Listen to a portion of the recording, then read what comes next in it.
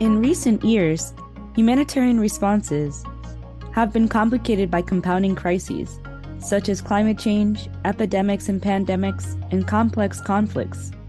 In an ever-changing humanitarian and development space, we ask, what does the security and safety of aid workers look like? And what might it look like in the future? I'm Tara Arthur from the Global Interagency Security Forum. In each episode, I'll be speaking to guests about topics such as the localization of aid, the ups and downs of community acceptance, and the role of security in a digital world.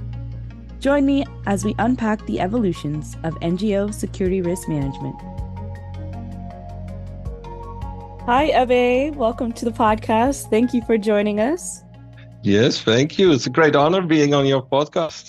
Thanks for inviting me. It's so awesome to have you. I'm so excited about our conversation. There's so many things that we're going to talk about and get into. But first, let's, let everyone know who Evab is. And if you can just maybe take a moment and share a little bit about yourself and also tell us a bit about how you might have gotten into the sector. Yes.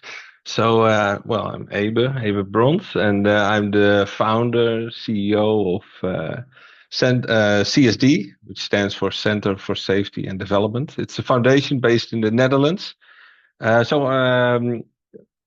founded in 2004 already. So this is our 20th anniversary, which is really nice. Congratulations. Happy anniversary. Thank you. Yes, we're really happy with that. And so how did it start? So basically, I was a lawyer in a bank, insurance, things like that. And I really did not like my job. It was very boring. And I don't get me wrong, there's nothing wrong with banking or insurance. There's good people doing that, but you need a certain type of person to do that well.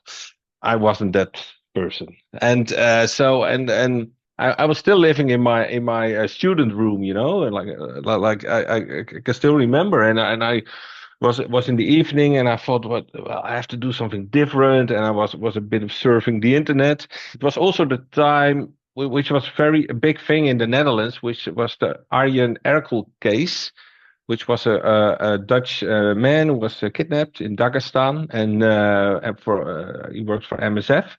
Médecins Sans Frontières, and for a long time, it was terrible for him. So and I was thinking, well, doing something with security, safety and security, and NGOs. I was like, that might be something I can do. And not nothing. There was something, but not much. So, but then what? I mean, I didn't know any NGOs. I didn't know anything about security, so there was a bit of a problem, I guess. So I thought about what shall I do, and then I talked to a friend of mine, and he said, "Why don't you start with training courses?" And I thought, training courses, why not?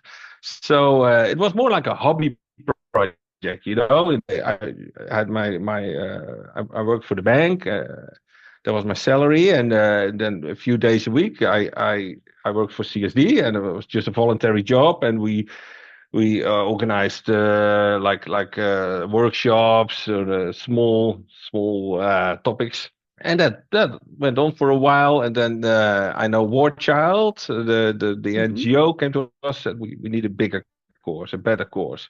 So and then we developed what we call the Basic Safety and Security course, which is now called the Basic Heat course. And we've run it ever since. So I did that for 2 years, and then I could quit my daytime job, as we call it, and start doing it professionally. Yeah.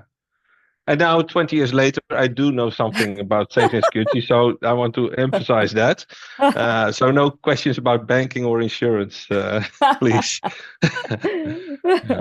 That's how it started.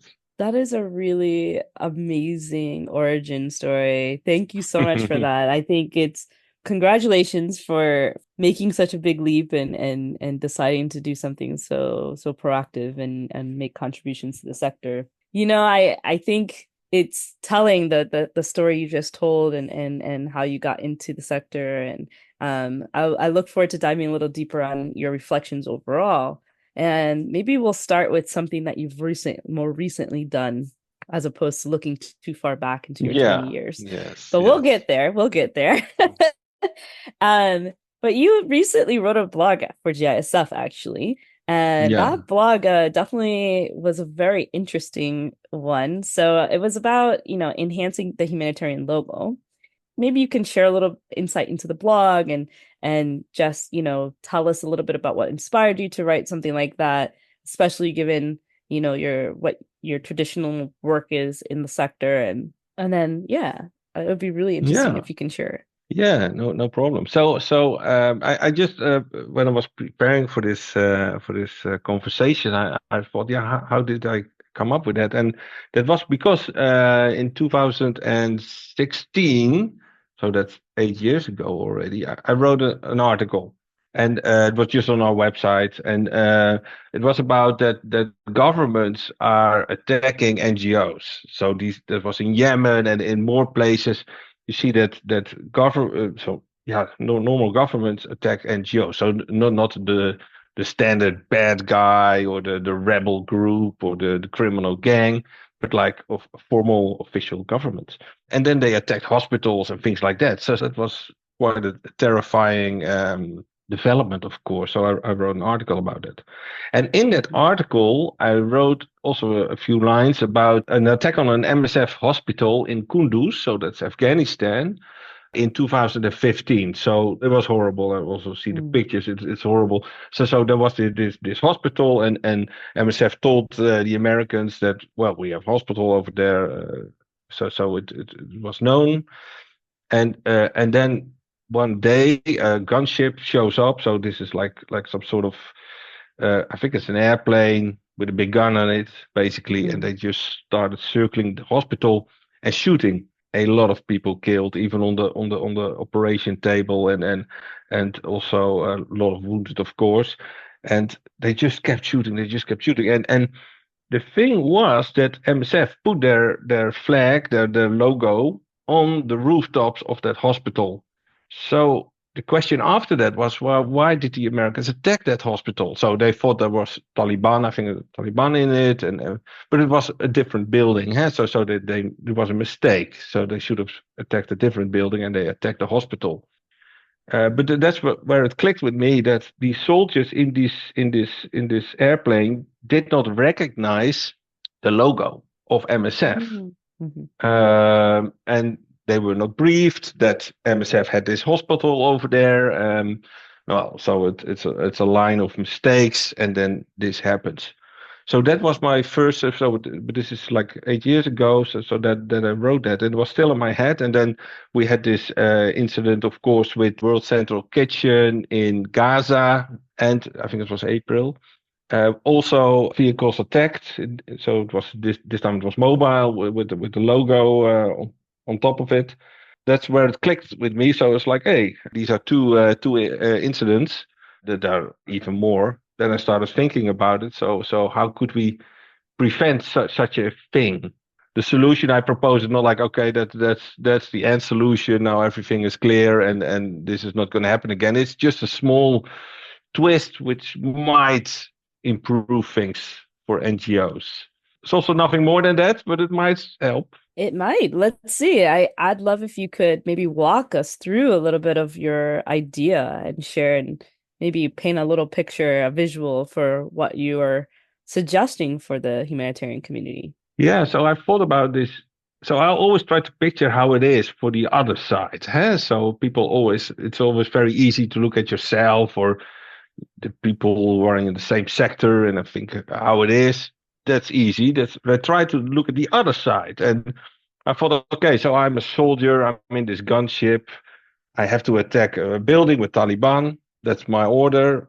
And I see a building with a flag with something on it. Would this soldier, recognize the MSF logo? Probably not. I mean, I'm in the sector, so I know all these logos. But most people, they would not know all these logos. And the soldiers, they're also not. I mean, there are hundreds, thousands of NGOs. Nobody knows all the logos. There are too many of them. Mm. So I thought, okay, how can you make it more clear? And then I came up with this idea that the logos are all different. All the NGO logos are all different. Is there a way to make them all the same, but with keeping your own identity? I mean, people value their own logo a lot. I know how it works. I mean, we do, so probably also others do it the same. So then I came up with this idea of an first I thought about it like a rectangular or shape around the logos, but then I thought no, because if you look something that's like a square or whatever around it, and you look from it from a diagonal, it's more like a diamond shape, and the diamond shape is the possession, or how do you call it, of the ICRs, the Red Cross. They have the Red Cross, they have the crescent, and they have the diamond shape. So I thought, okay, square is not it's not very handy because you could misinterpret it. And then I thought, okay, then an oval thick red line around every logo in a conflict area. So that's the basic idea. It's a simple idea. The thought behind this is that this person looking through the camera down from a mile up in the sky, or a pilot, they might not recognize the logo. Probably they won't recognize the logo, but they'll see the red oval line. Then they know, okay, this is like a humanitarian thing. There's civilian. That's the basic idea of this oval line. It's interesting for sure, and we know that it's definitely generated quite a lot of discussion and Yeah. interest in dialogue, shall we say, lots of debate to be made on this proposal. And I think Yeah. it would be interesting, to talk through that. Like, what have been some of the arguments you've heard from people about why this is not a good idea? Yeah. So a lot of people came up with ideas, reasons why it's not a good idea, which I liked because I think it's a big compliment if people take the time and effort to. I mean, if people don't care, they just walk away, and they did it. So they wrote pieces of text, and so that's quite a compliment. I like that, and I appreciate that. On the other hand, I do not agree with them, so that's the other side, which is maybe a bit sad. But so one of the first things people said, and which I did not include in the blog article, I hesitated because I thought it was obvious, but oh well. So the idea is that if you are being targeted by a rebel group or by a government even, and this happens that governments attack NGOs, sadly enough, then if you improve your logo, that is even better recognizable, then it's easier to attack you. Mm, Well, this is true, of course. This is true. If you have a big bullseye on the back of your or on top of your car, that doesn't help. Uh, mhm, that's of course true. But the thing is that if you're a target, I would not use a logo at all. I would say, okay, I'm a target. We were going very low profile, and I won't use also my normal logo. I would not use, and certainly not enhance it. I mean, and personally, I have the feeling that most NGOs would say, "Hey, we're a target. Goodbye. We're mm, leaving immediately. Pack your bags. Tonight there's a plane, and we're going home." mhm. Um, if you're from that place, it's a bit more difficult. I understand that, but if Absolutely. you're from abroad, you probably just leave the area and go away. So I would say if you're targeted, don't. This is not for you. This is not for you to enhance your logo. Don't do it. Please don't. Yeah, do you have advice for people who have to stay, as you say? Mm. So that's incredibly difficult. And so you have national NGOs or local NGOs or whatever name you want to put on it. And they work in their own country or in their own region. It's much more difficult. And um, keeping a low profile is a starting point to not put too much attention on your work. Yeah, that would be my first advice, and that is depends on how personal decision I understand, but how important is your work? If you're doing life-saving work, or I mean, there could be reasons to keep doing it because it's so important, but it is something you have to weigh. Is the impact worth the risk you're taking?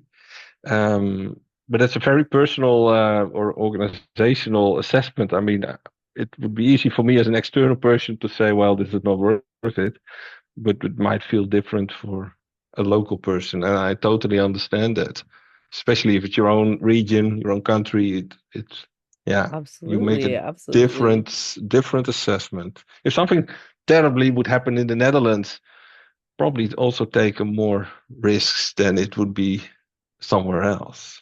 Yeah, I mean, anything can happen anywhere at the end of the day. And Certainly. so I think that is definitely a valid, reflection on what would you do.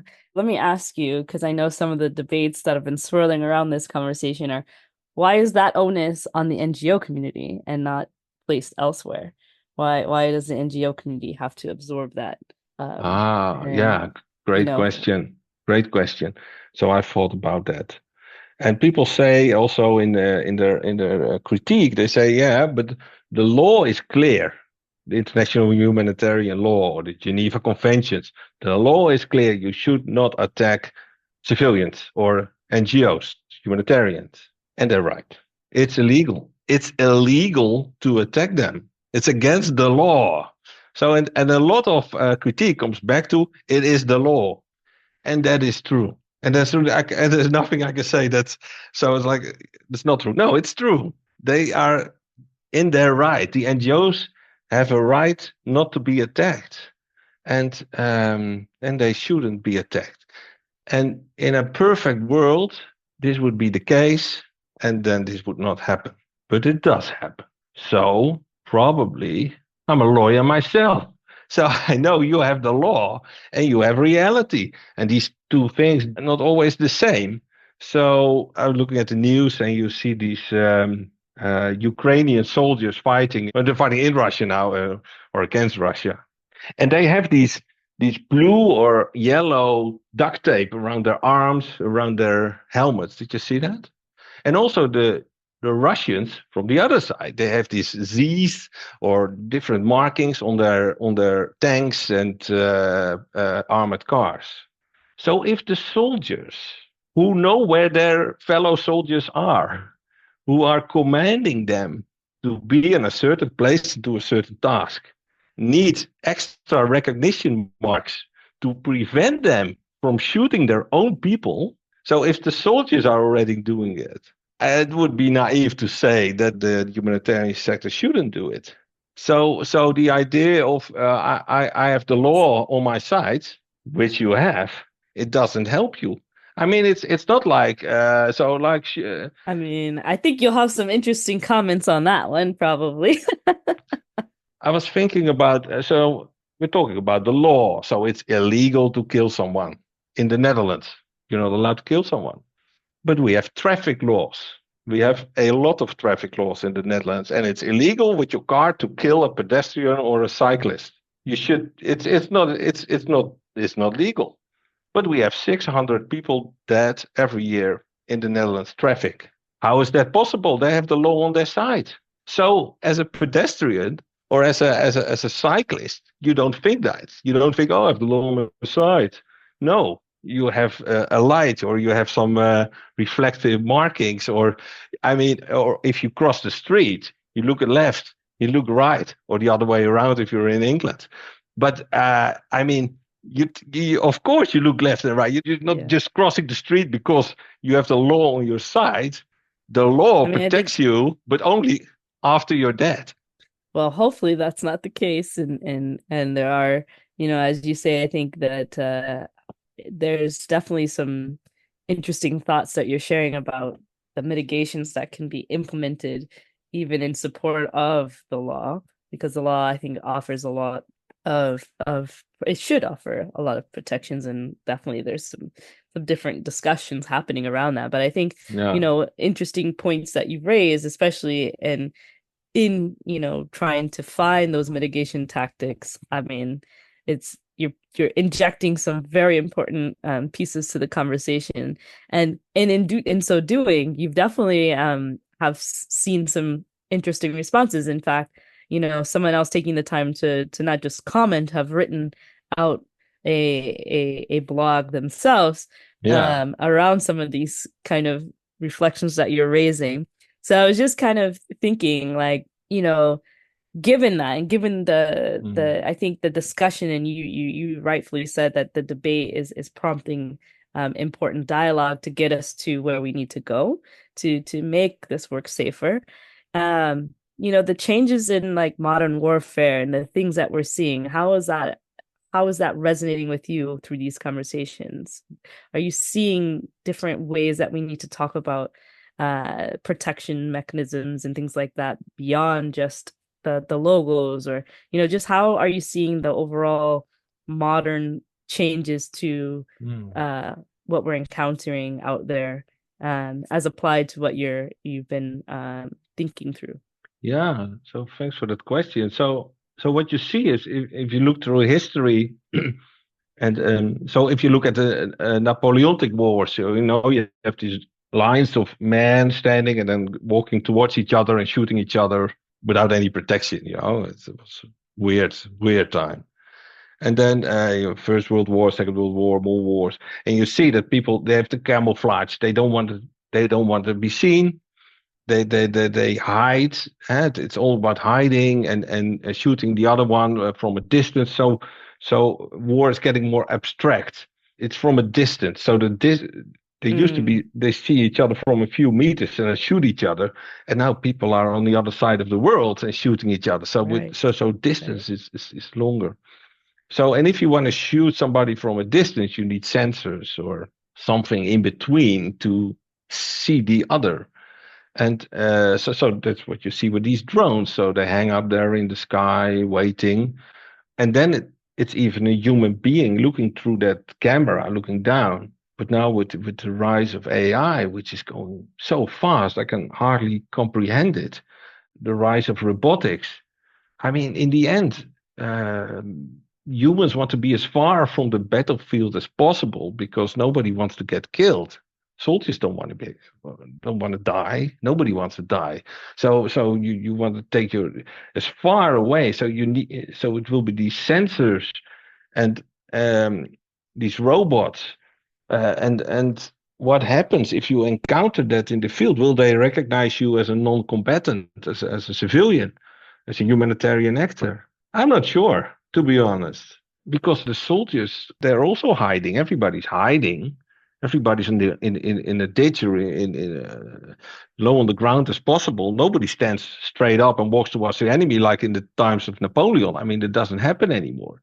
So this machine doesn't hardly sees any people because they're hiding, and then the humanitarians show up and they walk around like it's Napoleonic Wars, and they should to think about it. I'm not sure, but it doesn't Well, sound very good, to be honest. no, but I'm gonna make you think a little bit more, and because being that your main career focus, shall we say, over the last 20 years has been around training the Yes. humanitarian and NGO community. How do you adopt this and take these considerations in as you're preparing the next future of training, shall we say? Yeah, that's interesting. So we're most famous for our heat training courses, and heat training is it's a bit cognitive. It's about knowledge and that you know stuff, but most of it is about behavioral. So you have something happens, they have a certain behavior which we think is good, and then the situation changes, so you stay safe. So training behavior, which is really difficult, and in most, we only get 3 days or 5 days to change people's behavior, which is incredibly short, but well, that's how it is, I guess.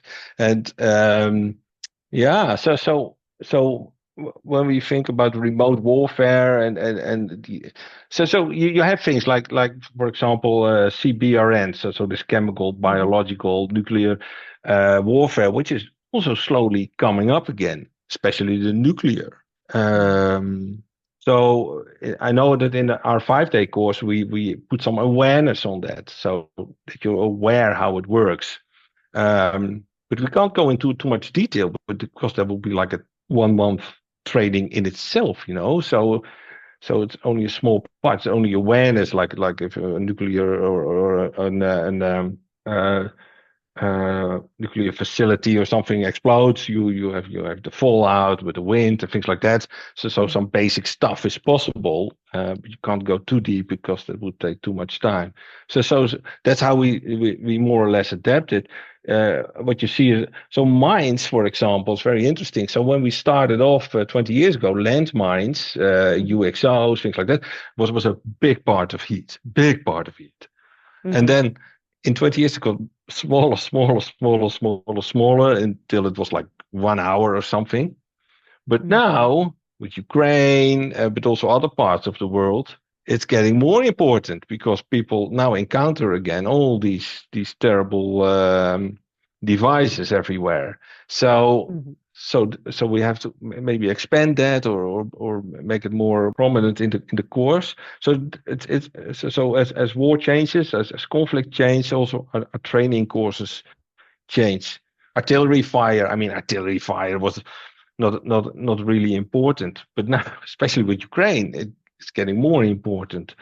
Yeah, and Absolutely. The so it's not conflicts. everything, but things change, and so do our courses. But when you talk about robotics, so future warfare, uh, although we call it future warfare, but so I bought this robot dog. So I have a robot dog now, Oh, and that's interesting.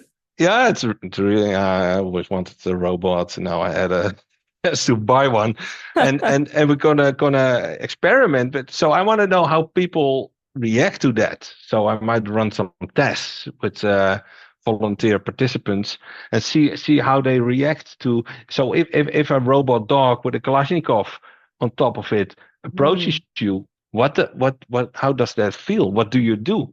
And to be honest, I don't know. So Mm. I want to run some voluntary. I have to emphasize that experiments Yes. to see how people react and see what we can do with it. And I thought it was like so Ebe bought a robot dog. He's light years ahead of the crowd. But this week and last week I was bombarded with movies of robot dogs used in warfare. Wow. They're experimenting with it and they're even using them as we speak. So I was like, oh, it's already old news. And this is how Wow. fast things are going. And this robot dog is semi-autonomous, but I believe me, it won't take long before they will be using as a standalone system, which can make their own decisions. And if that happens, oh man, that's then if you encounter a machine which can make its own decision to shoot you or not, that will be a whole different ball game. That will be a whole different ball game. And I believe that it won't take long before that will happen. I mean, there's a lot of discussion about it in the world because the killer robots, as they call it. But in the end, people always think, so I'm on the other end. So this robot walks up to me and I have to make so fear, it's fear. And I understand that. But you can also look at from the other side. So you're a parent, you have a grown up son or daughter, and you have a choice. You can send your son or daughter into the battlefield or a robot. What would you do? And that is the answer to the future of robotic killer machines. I'm sure they will come, but maybe I'm wrong. Hopefully, I'm wrong. And so this is not integrated in the heat course because it's too early. But we're experimenting with it, thinking about it, and then we'll see what how it evolves. Maybe it everybody decides not to work with robots. That would be great. But I don't know. I don't know. But I like to think about it and see what happens.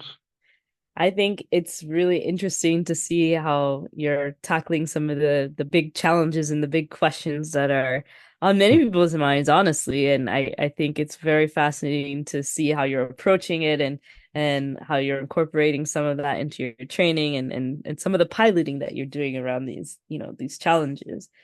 I was, in reflection of the 20 years or so Mm, mm. and your experience in the sector, and just thinking about the different changes and evolutions you've seen, do you have any comments about where we've come from to where we're going as a sector, and maybe focusing in on a little bit of what you've seen, but maybe the next 5 years in particular. What do Oh, you yeah.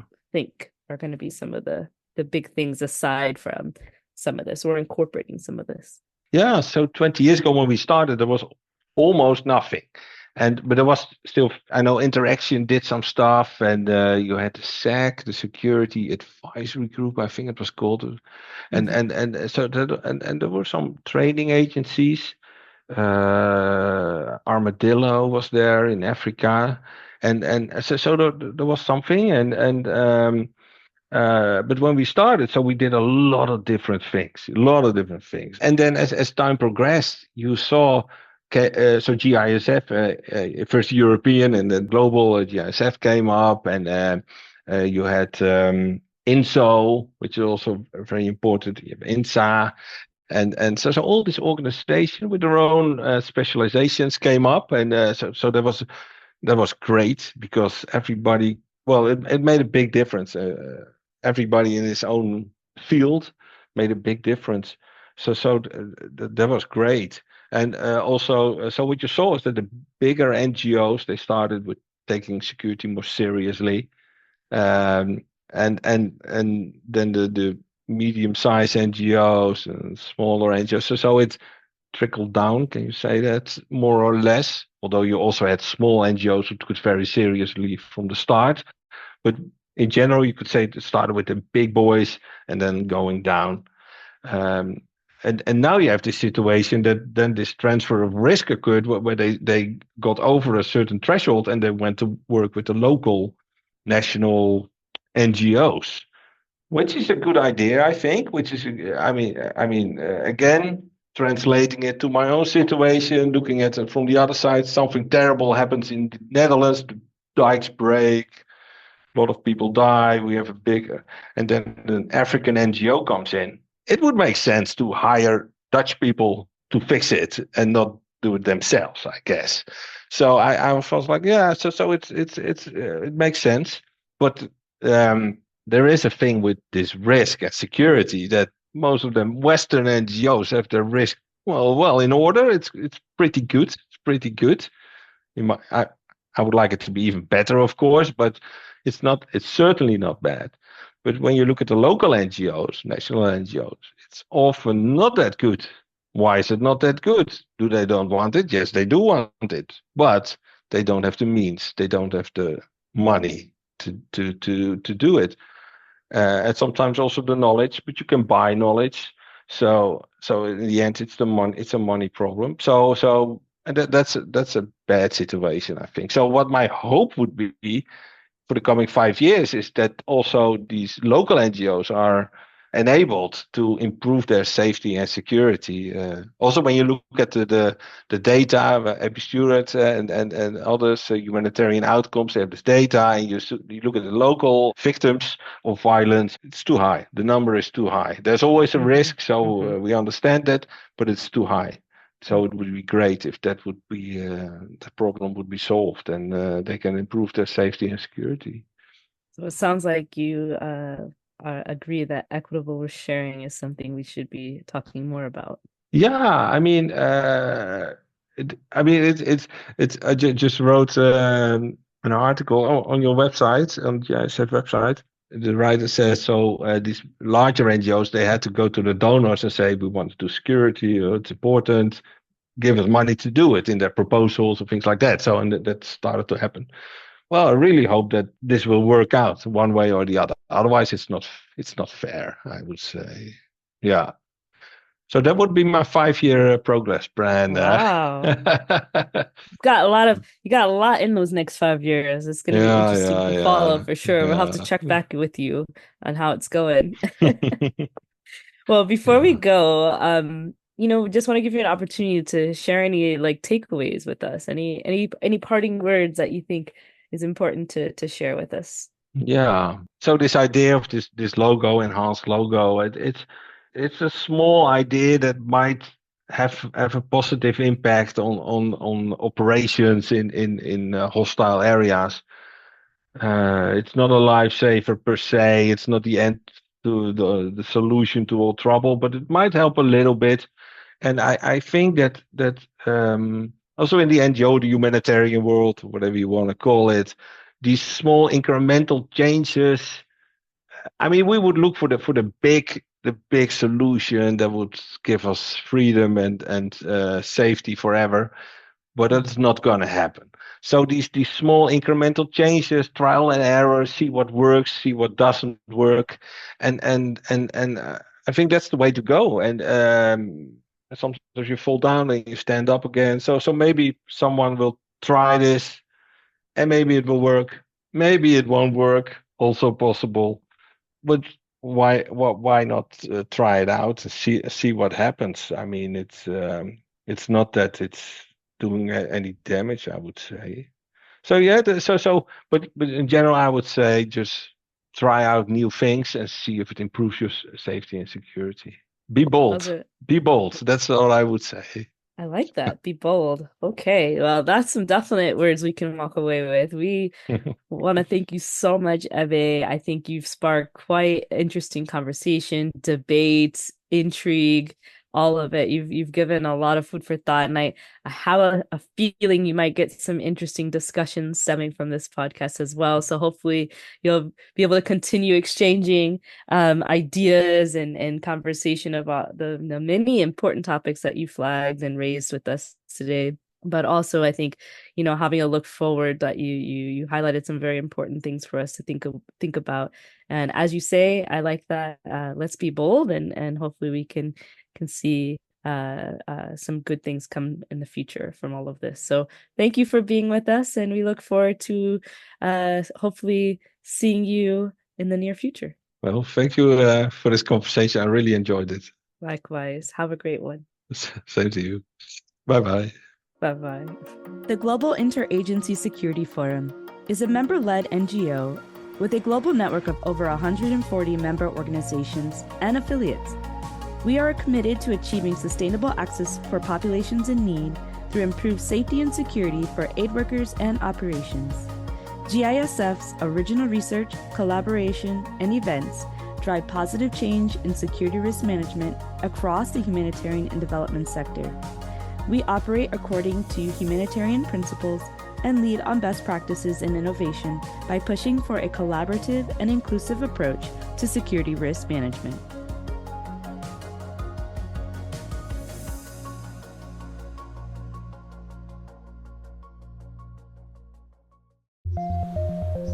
The people doing the world's most important work are up against the biggest challenges. Since the 90s, security incidents involving NGOs have increased as their independence and impartiality no longer protect them. Humanitarians are actively targeted, as well as exposed to the risks of conflict and disaster, facing kidnapping, injury, and death in order to help those in need. And the threats to their safety means their ability to help diminishes too. NGOs began to create roles for dedicated security professionals, but they often lacked support and resources and worked in isolation. In 2006, a group of them from the UK and Ireland got together to develop coherent approaches to security risk management in the humanitarian space, eventually becoming an established network, the European Interagency Security Forum. With a strategic, inclusive, and collaborative focus, the forum has created a center of excellence, facilitates a peer-to-peer network, builds capacity for security risk management, and provides a voice for practitioners reaching over 100 members. In response to growing demand, it has now gone global, bringing different perspectives, expertise, and resources to make core activities such as original research, trainings, workshops, and knowledge sharing more impactful than ever. As a result, organizations are able to build their security risk management on an even stronger foundation to keep more aid workers safe and enable sustainable access to communities in need. With a vision to see the work of the whole third sector done more effectively by supporting NGOs around the world, We are the Global Interagency Security Forum.